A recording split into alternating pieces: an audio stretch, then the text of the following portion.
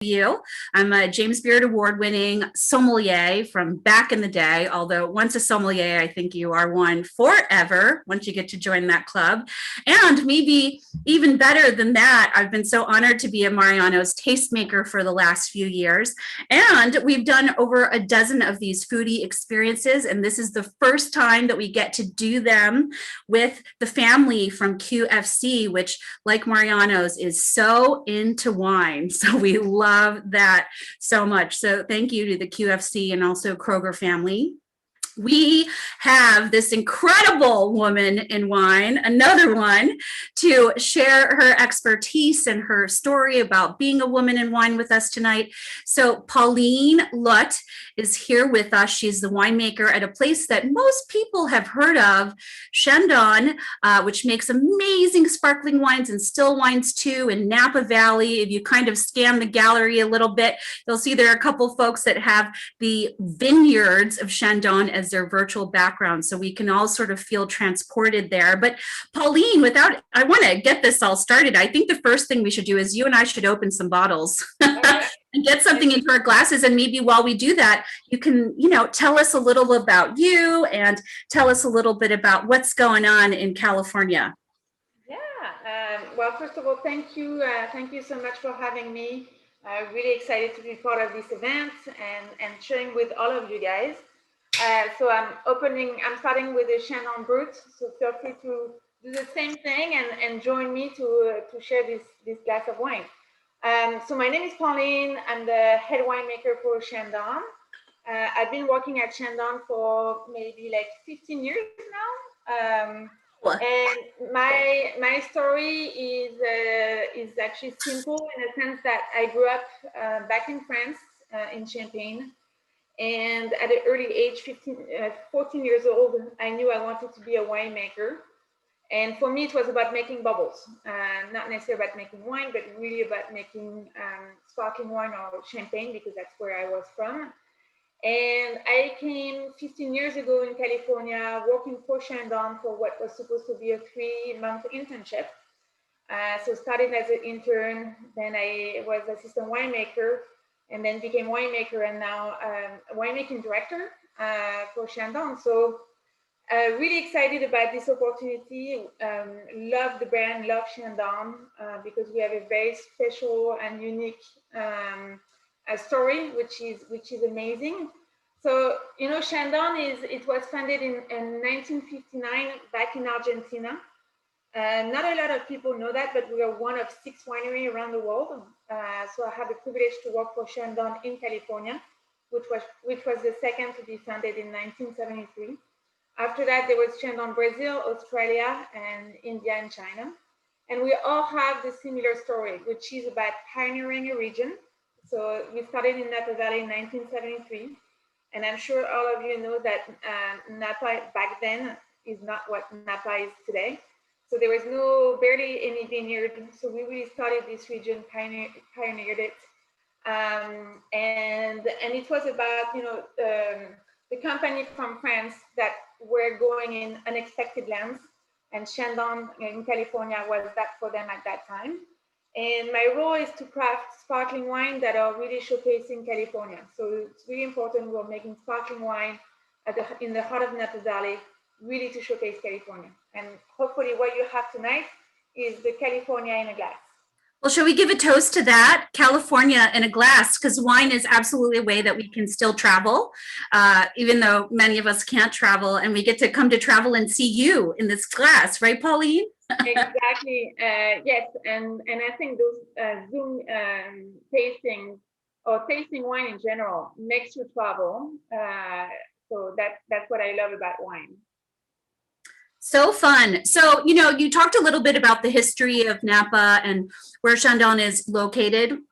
So are there things about this region, coming from France yourself, that are really particular, that, really influence the wines and the sparkling wines in particular, and these 2 wines that we're going to be tasting together in particular? And also, I know that friends of mine and some of my family I haven't educated well enough yet, they stand at the wine section in Mariano's or QFC and they're totally baffled and they're not sure, should they get a prosecco or a cava or a sparkling wine like this or champagne? What are the differences? All right, so maybe let's start with that. So sparkling wine really is about three things: where it's from, how it's made, and which grape variety you're using. So how it's made. Let's start with this. So you have pretty much three methods to make a sparkling wine. The first method, which will be like below $5, it's you just put a wine and you add gas, and it's called gasification. Those are relatively low price point sparkling wine. Then you've got another way of the method whether you do it in a tank or you do it in the bottle. So at Chandon, we make the wine with the traditional method, which means that we ferment every single one of them in the bottle. That's where your bottles come from, with individual fermentation in each bottle. So this is the first thing, it's how it's made. The second thing is where it's actually made. So champagne is made in France, prosecco is made in Italy, and cava is made in Spain, and sparkling wine, California, is made in California. And then this third element of sparkling wine is which grape variety you're using. Prosecco uses Glera. Us at Chandon, we're using Chardonnay, Pinot Noir, and Meunier, which are the three traditional grape variety.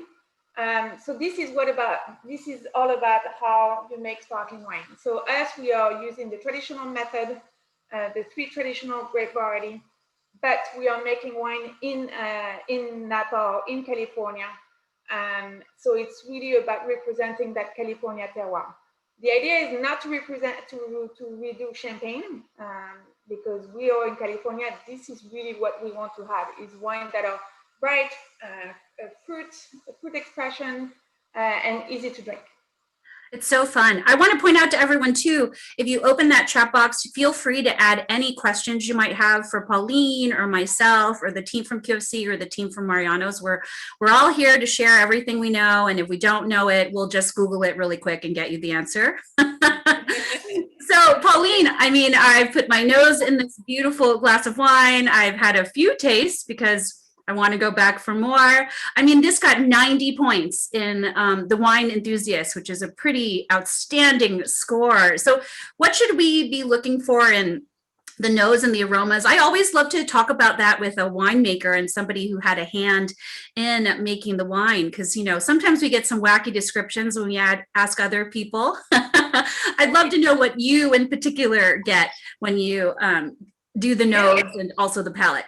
Of course. So I've been telling you about California brightness in the glass. So what are we looking for? We're looking for bright expression, fruit. So in this wine, it's a blend of Chardonnay, Pinot Noir, and Meunier, like I told you. And what I'm getting on the nose, it's a lot of citrus character, some apple, some pear. It's really bright and lively when you smell it. So you have the primary fruit, so the citrus, pear, and apple that I'm describing. But you also have in the background like some brioche, like biscuity notes, like maybe some almond. And all of these characters are actually coming from the traditional method in the bottle. So just one thing for you to know is with the method that we're using at Chandon, it takes 2 years to craft one bottle. And that time that you're getting brings you complexity also in the palate. Yeah. But this one is really meant to be bright and fresh and easy to drink. So really like white fruit, some floral notes, it's what I'm getting in that glass. I think that's so incredible. 2 years, think about that. And the fact that you mentioned earlier that every single bottle has a secondary fermentation that happens within the bottle. This is a product that is really technically intense to produce versus, a Prosecco, which they harvest the grapes, they throw them in some tanks, they inject a little CO2 and it comes out to us. This is really a lot of technique and artistry and care and love to get into this glass. I always thought that these kinds of wines are really a great deal, considering it's like a couture dress, 10,000 hours goes into it. A lot of hours goes into it, and actually a lot of precision. And because sparkling wine is all about precision. And when you think about that, when we put the wine in the bottle ourselves, we're not even halfway through the process. because then it will ferment again and create the bubbles in the glass. But this is what I love about making bubbles. It's how complex and it takes time, but great things come with time. So that's one thing that sparkling wine taught me, is how to become patient. I like that you use that word complexity, because a lot of people tend to ask me what that means. I think it's obviously an ultimate compliment for wine. Sometimes you put your nose in a glass of wine and all you can think of is one thing, right? You're like, cherries. But when you have cherries and croissant and all these other aromas and flavors, that's really kind of the skill of the winemaker. So we have a great question from Bob and Sue. They say that they see a variety of different types of wine glasses being used in the gallery. So you must be in gallery view, taking a peep at everyone. What is your preferred style of glass for your wines, Pauline? So, I mean, for me, this is what I use at home, which is like a regular still wine. Honestly, it's whatever glass you have. Like it doesn't have to be complicated. We want you to enjoy wine, having a great time. So you don't have to have the proper glass. Me, I like large glasses because you get to smell. You get to have like the full experience of it. Where when you have flutes, a woman that works for Krug, I mean, she's the president of Krug, has always taught me something. She was like, it's like going to concerts with earplugs. You don't get to get the full experience. So a flute, it's so narrow that you don't have the ability to really smell. The one thing that is nice about a flute is that you get to see the bubbles, and it's pretty. But if you really want to enjoy the experience and having like a really nice smell, and I swirl the glass as well. That's okay for sparkling. You don't want to do it all night long, otherwise your bubbles will go away. But it's actually nice to give some air in your wine, and you'll see from the first sip to, if you waited a little bit, it will actually evolve and change. So large glasses for me. Yeah. And also my nose is a little small, so I can fit it into a flute, but for some others, you might want some glass that's got a little larger opening. You can get it in there. But you made a great point about being able to see the bubbles and appreciate the texture that they give. I mean, I think the other point of difference is that this is such high quality base wines that you want to be able to add oxygen and really appreciate the aromas and let the wine stretch out a little bit, right? But there is another thing as well, is like if you want to take a bottle of Chandon to the beach, like I have like some plastic glasses that look like wine glasses, and that's okay too. So for me, like I'm always encouraging people to just whatever the occasion, you'll be fine with the glass. Like use whatever you have. But if you're at home and you have plenty of choices, then yes, bigger glasses are better. I like those little tumblers too that have the cap, the insulated tumblers. Those work, especially for the beach. So, Pauline, we have a second wine that I'm dying to get into. So there's also a rosé. So I'm hoping that you'll tell us some of the differences between making a brut like this and then a rosé style. And maybe as you do that, I'm going to attempt to open my rosé bottle without poking my own eye out, because there's no one here whose eye I can poke out with the cork. All right. Do you want me to give a little tip so you actually don't poke somebody's eye in the please. I think there's a real danger factor here, I mean, if you don't really pay attention when you're opening these bottles of proper sparkling wine and method champenoise, gotta be careful. Yeah, so obviously, you remove the foil. Then you get the wire hood. It takes 7 turns to actually remove the wire hood. I don't know if you knew that. So one thing that I like to do is like you don't remove you always keep your finger on top of the cork. The other thing I do as well is I don't remove the wire hood. Why? Is because you actually have a much better grip with the wire hood than if you actually remove it. Then the other thing to know is you are actually not twisting the cork. You're actually moving, and let me do it. You're actually moving the base. So this stays steady, and all you're moving is this hand. And then there we go. Well, so you always keep your hand on the cork. And another thing as well, like you said, Belinda, you don't point it out to people. So that's very important. Or try not to ricochet it off into anything else and back to yourself. We have some great questions. Somebody asked about the dosage. Tiffany Neal would like to know, which for those who don't know, that speaks to the sugar level and the sweetness level. And I think these days a lot of people are watching sugar and counting sugar. So I think there are a lot more people that are interested in this type of question. Pauline, can you speak to that maybe for the brute first?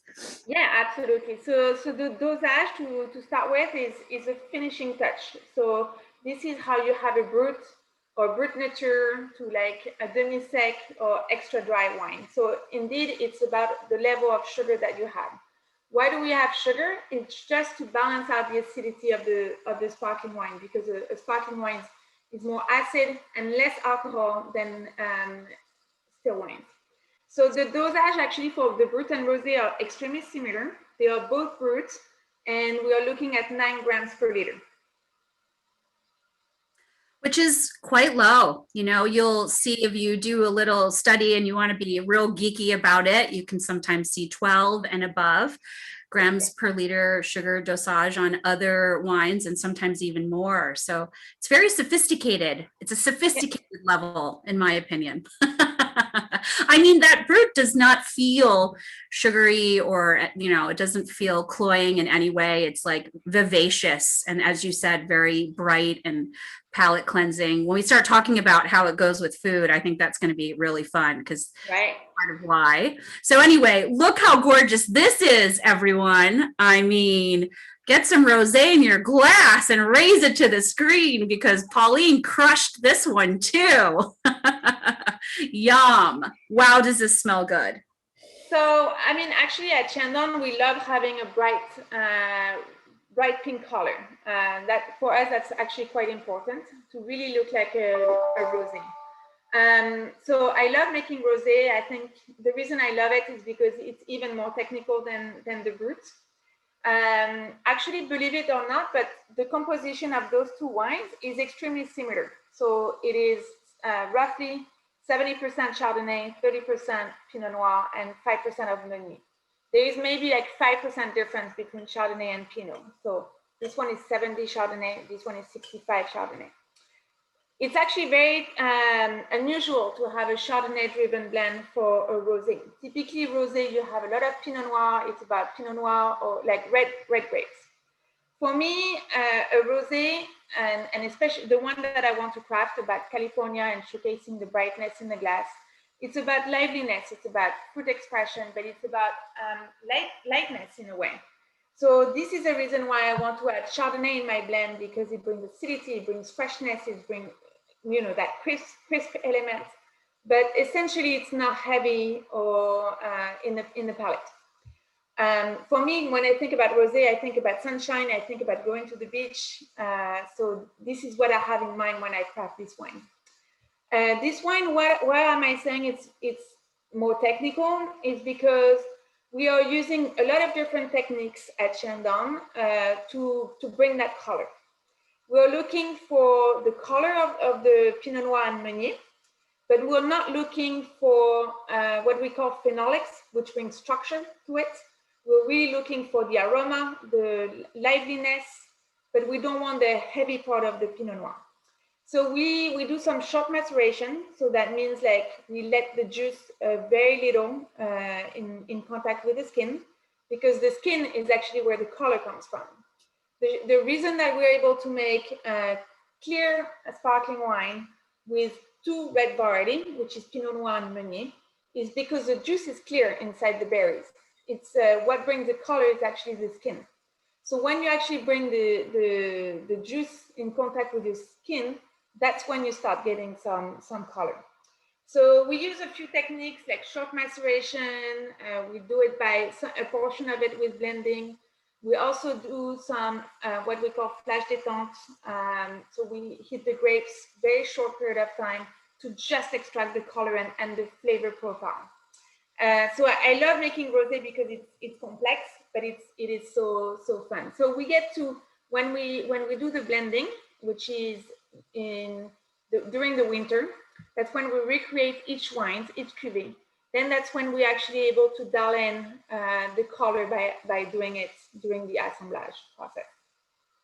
I think what you just talked about is the one that's really the mind-blowing thing for a lot of people. Like, a lot of people love Pinot Noir, and they're pretty shocked to know that there's Pinot Noir in that brut that has no color. And then that Pinot Noir can also affect this in this way and make this beautiful color and still give the wine some weight. It's brilliant. I mean, it's really magical in many ways. I also, before we get to a couple of these great questions, I want to shout out the Cray Wallen family. You guys are so cute. Does everybody have 2 glasses of wine? Are you doing this whole taste? Yes, look at that. I love it. I mean, Pauline, they're taking this very seriously. They have everything. They're doing. Actually, I was looking at you earlier. I was like, you're having fun, and I'm super glad you do. Hi, Pauline. Good to see you. Good to see you. This is how it's done. Because, I always tell folks in these, I will drink anything. I love to taste anything, but I won't do it alone. So it's thanks to these kinds of experiences that I get to drink during the pandemic. I was just saying that it's nice to have a group here while we're doing this. I know, it's so good. Cheers to all of you who are tasting these wines with us, and anything that you're tasting, we're glad to have you here. Okay, Pauline, so here are a few questions. One is, what are some of your best experiences cooking with wine, or do you recommend cooking with these sparkling wines? I mean, I certainly would, and I have. So what are your thoughts on that? Okay, so super easy. I do cook a lot with sparkling wine, especially making sauces with fish, or actually this week I've used it twice. Obviously, I have sparkling wine quite frequently in my fridge. So that's what I use. That's just what I use for cooking. So on Monday night, I think I made pasta carbonara, and I used one of the Chandon. It was hot by the bay then. And then yesterday I was making beef, and I used a little bit of sparkling in it as well. So yes, I definitely cook with it. I love that. I mean, for me, I'm going to have some bottles that I probably won't finish. I mean, maybe I will, maybe I won't, but they will definitely go into like a duck sauce or something. I think that'd be so delicious. Phyllis Coulter asked, Pauline, would you please repeat the 3 grapes that are used in the brut, and maybe also elaborate a little bit? I'm always curious to hear from the winemakers what you feel like each of those grapes, how do we find them in the blend? Like, how do they express themselves? Absolutely. So 3 grape variety: Chardonnay, which is a white variety, Pinot Noir, and Meunier, or Pinot Meunier. It used to be called Pinot Meunier, now it's called Meunier. Those are the 2 red grapes. So the Chardonnay, the white wine, really the white variety, brings pear, apple, like citrus, like really white fruit flavors, some floral intensity, but really brightness, acidity, that like really the crisp element of the blend. The Pinot Noir, it brings structure to the blend. It brings red fruit characteristics and also an element of spice. The Meunier brings stone fruits, some plum, some fig character, and it's much more supple compared to like the Pinot Noir. So each of them, like when you put them all together, like really brings like a complete wine. I love it. You can put your nose in and you can find it, like I can find a little bit of that plum note, and I can find the spice note that you're speaking of. So I know that, you did the right thing and you added the Pinot Meunier to the blend. So, the Chandon Rosé, it's about strawberry, cherry flavor, like it's really fruit driven, really, really fresh. And then the palate, again, it's really refreshing. So you get the acidity, you get the fact that there is a lot of Chardonnay into this wine. Again, it's about having a wine that is light, creamy, round, and easy to drink. So, when you think about Chandon, you should think about every night of the week, let's enjoy life and just have a glass of sparkling, because we're at the price point where it is you can just treat yourself much more regularly than a much more expensive bottle of champagne, for example. So, and that's what I love about Chandon, the fact that You can, it's approachable, and you can just enjoy it with friends at any occasion. Pauline, there's someone in the audience who has opened a Magnum Oh, for yay! itself. So that's another, yes, for every day. You can do a Magnum too. And we have another member of the audience, Erica from DC, who's got the little 187 mil, which conveniently I can fit 3 of those into my purse.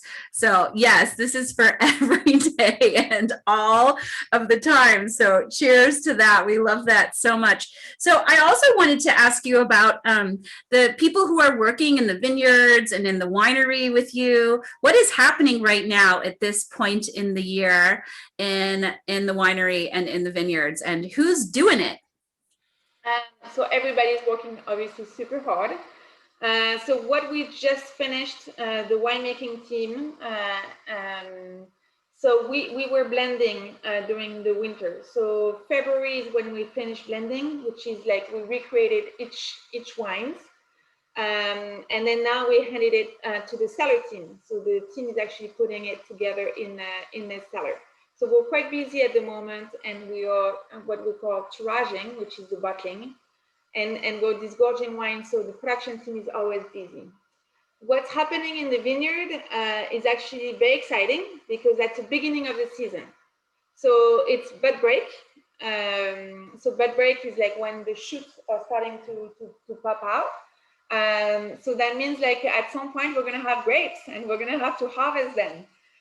So really exciting time. And actually this winter we had some new co-workers at the winery that worked a lot in the vineyard. We had about 1,300 sheep in our vineyard. So bud break just happened, so they are no longer in the vineyard, because otherwise, I mean, sheep eats everything, so they would actually eat the buds, and we don't want that to happen. But they were just eating all the grass. So Shannon is really about sustainability. That's really important to us. And we haven't been using herbicide for the last 2 years, and instead we have many sheep, and it's actually been really fun. So if you see some background in the vineyard, you can see the sheep in the background. Look at Kathy. Kathy has the sheep in the background. That's fantastic. There we go. They're so cute. So this is actually a picture of our property in Yountville. So that's where the winery is located at. And this is the view that I have to look at every day. You know, how hot is it? I mean, gorgeous. And I didn't realize, I mean, it's really quite hilly in this part. So you have some terraced vineyards and a little bit of like hilly temperature and terroir effect. Beautiful. Yeah.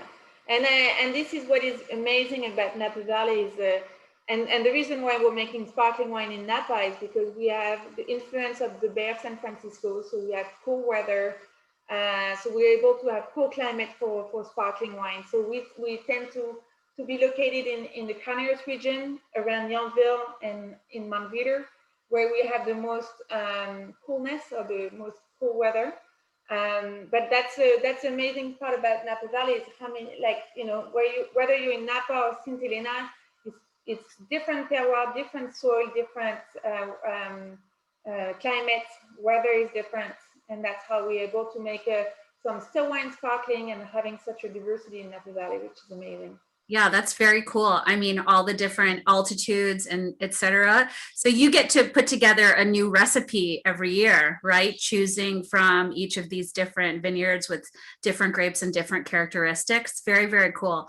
Well, there's 2 other things we'd love to talk with you about today. And I wanted to talk about, because this series is Women in Wine, and, you know, we're so excited to have all these super successful and fabulous women in wine. I mean, in Champagne, it's kind of, which is, you know, the totem for sparkling wine, there's actually quite a nice history of women running the businesses. And, you know, are you sort of inspired by that? And how does that kind of inform what you're doing here in Napa? And what has the journey been like for you being a woman in wine and at such an incredible brand and such an incredible and really like new icon for wine? Yeah, thank you for asking the question, because obviously that's a topic that is very important to me. Being a woman, and I think like when I was a head winemaker for Chandon, like we were not that many, or I didn't have a lot of many friends, women that I would have the same level of responsibility for a brand like Chandon. So I felt very fortunate that I had that chance. For me, like everybody, I think I had challenges, but most for me, it's been positive. But I think it must have come from my background.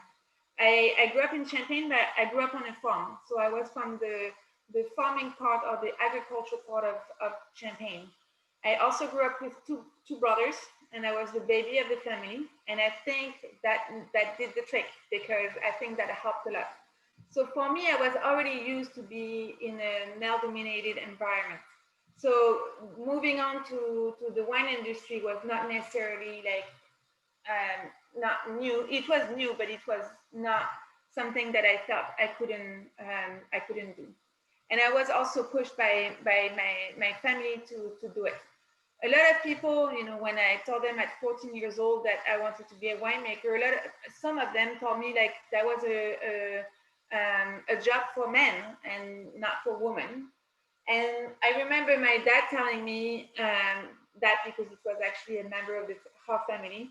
And my dad was like, you know what you need to do, Pauline? You just need to show him wrong, and you're gonna do it. And why not you? So I always kept that in mind. And obviously, like when I arrived at Chandon back in 1973, actually her first winemaker was a woman. So her name is Donin Dyer, and we haven't worked together because in between us there was two other winemakers.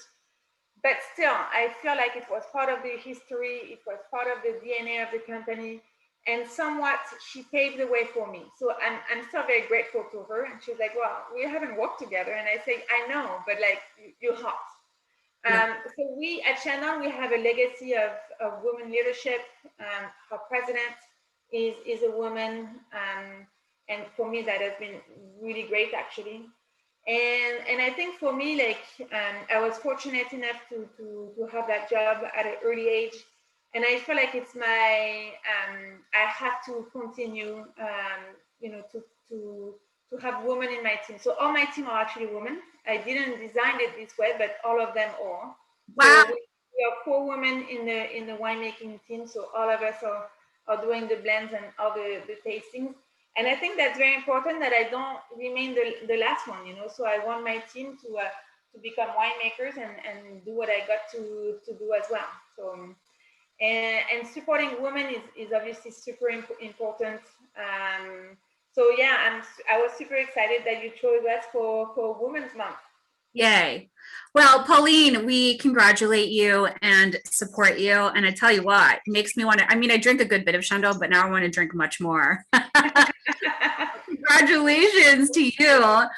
So fantastic. And plus, it helps that these wines are so delicious. Every bottle that I buy and enjoy. So we wanted to also just talk about a little bit, some people have this perception, and you talked to it a bit, that, sparkling wine is only for a celebration. I was so depressed when I found out that, like, on average, Americans drink like one glass of sparkling wine on average over the whole population per year. And it's probably on New Year's Eve. So I've always been very committed to upping that average, maybe by myself for the country. We're coming on, spring in the various sides of the country that we all come from. And I feel like, we would be remiss if we don't talk about, when and what we drink these wines with. We spoke about cooking with it, but I feel like there's all kinds of daily meals and things like that that are pretty delicious with these wines. What would you do? Yeah, so I think sparkling wine, we all think about the celebration for sure, but with Chandon, like I said, we can just open a bottle on a more regular basis.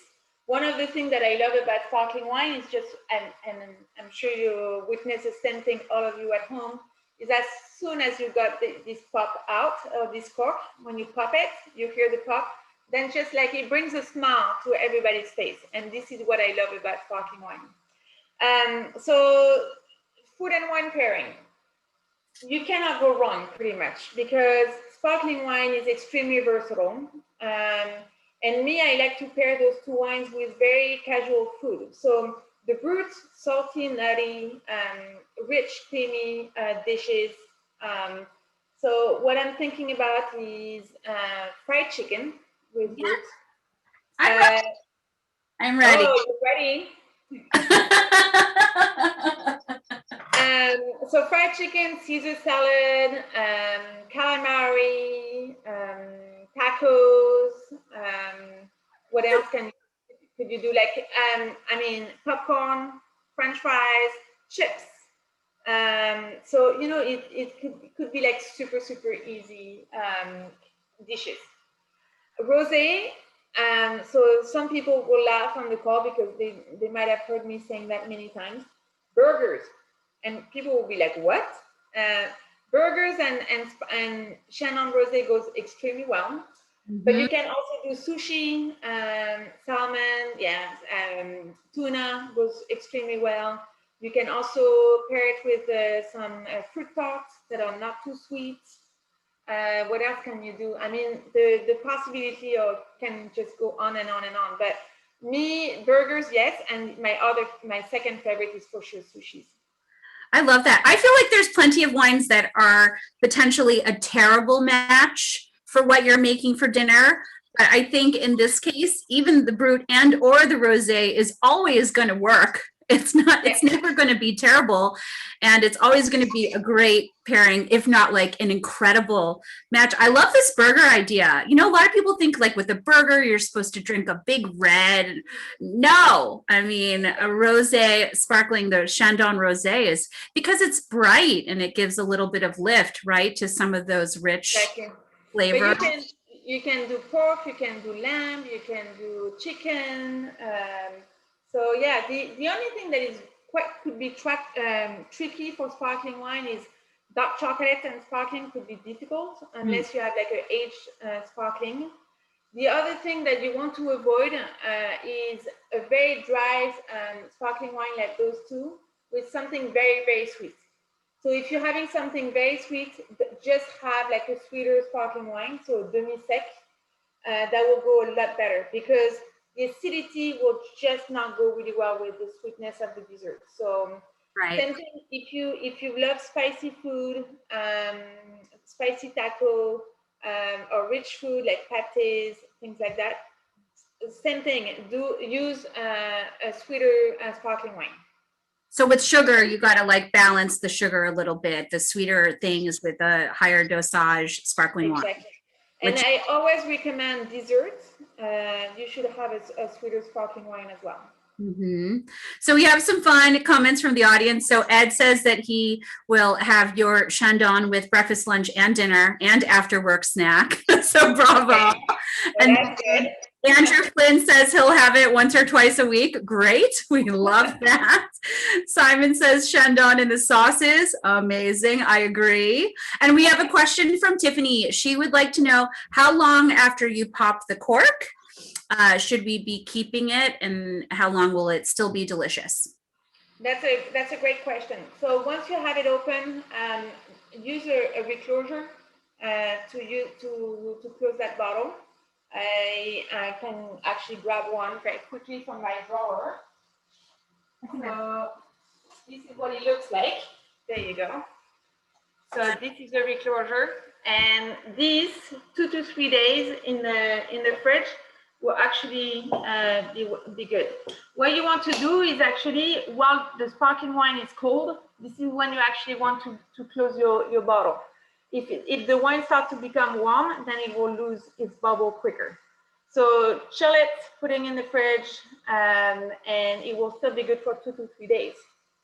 Those stoppers are a great investment. And like you said, they're inexpensive and they can really keep your Chandon going, the Chandon party or the Chandon daily going on for a little while longer. So and then we have those 187 or those, the mini or the half bottles. So if you know you won't be finishing that bottle, you can always buy those small sizes.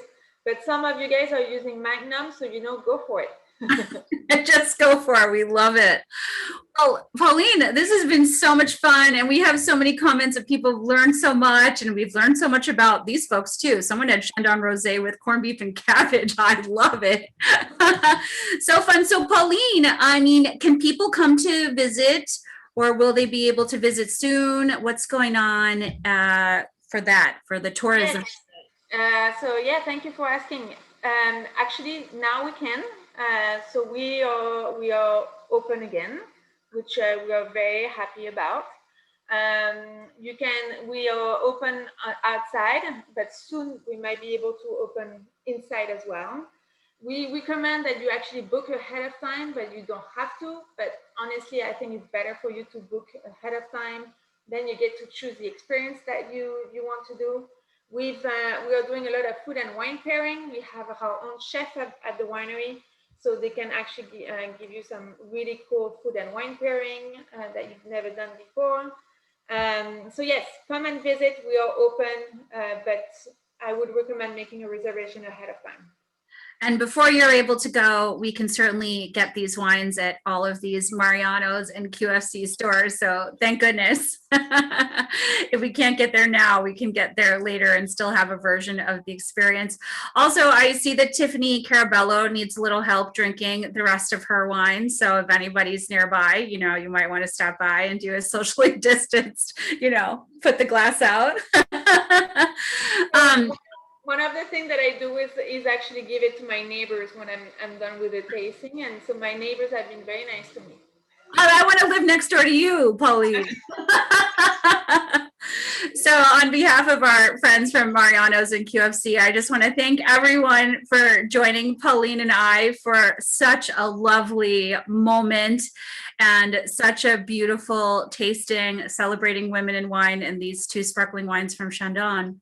Thank you so much, everyone. I wish you a great, you know, evening, week, month, end of pandemic. Thank you so much. We love you all. Thank you so much, everyone. Thank you for tuning in. Thank you. Thanks. Bye-bye. Bye.